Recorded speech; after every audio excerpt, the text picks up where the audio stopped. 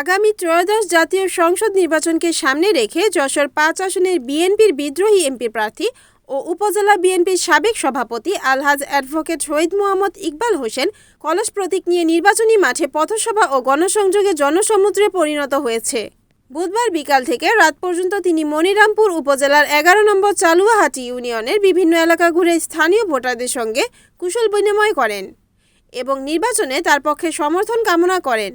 এ সময় তার সঙ্গে বিএনপি নেতা আলহাজ কফিল উদ্দিন, শাহিনুর রহমান পান্না, আব্দুল মান্নান, হাসানুর, সাবেক মেম্বার আব্বাস আলী, মফিজ উদ্দিন, আবুল হোসেন, উপজেলা বিএনপির কোষাধ্যক্ষ আলহাজ রবিউল ইসলাম, বাংলাদেশ সুপ্রিম কোর্টের অ্যাডভোকেট আসাদুজ্জামান আসাদ, উপজেলা বিএনপির নির্বাহী কমিটির সদস্য আব্দুল ওয়াদুদ, জি.এম. মোস্তাফিজুর রহমান মুস্তাক, ইউনিয়ন বিএনপির সিনিয়র সহসভাপতি মফিজুর রহমান, ইউনিয়ন বিএনপির সদস্য মাসুম বিল্লাল, মেম্বার বিল্লাল হোসেন সহ বিপুল সংখ্যক নেতাকর্মী ও সমর্থক উপস্থিত ছিলেন।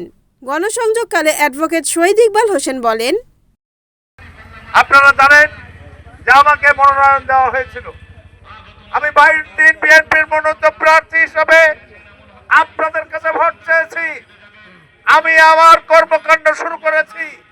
জেলা নেতৃবৃন্দ এসে আমাদের কমিটি করেছে। আমরা আমাদের নির্বাচন কার্যক্রম শুরু করার মধ্যে 22 দিন পর আমাদের মনোনয়ন প্রত্যাহার করা হয়েছে। আমার কেন আমাদের হাজার হাজার বিএনপি নেতা কর্মীদের আজকে হৃদয়ে রক্তক্ষরণ হয়েছে। এই রক্তক্ষরণের কারণেই আমি বিএনপিকে রক্ষা করার জন্যই কিন্তু আজকে এই নির্বাচনে আমি অংশগ্রহণ করেছি।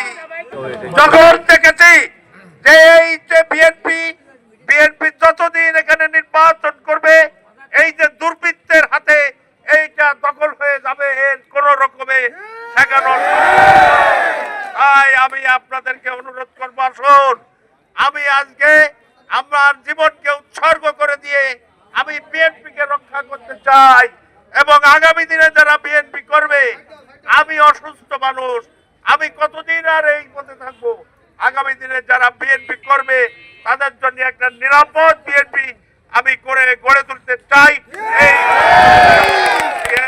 আপনারা আমার কলস প্রতীকে ভোট দিয়ে একটি মানবিক মনিরামপুর, সন্ত্রাস চাঁদাবাজ মুক্ত মনিরামপুর এবং একটি অহিংস মনিরামপুর গড়ে তোলার সহযোগিতা করবেন, এই কথা বলে এ সময় তিনি শিক্ষা, চিকিৎসা ও বাসস্থানের মতো মানুষের মৌলিক চাহিদা পূরণে অগ্রাধিকার দেওয়ার অঙ্গীকার ব্যক্ত করেন।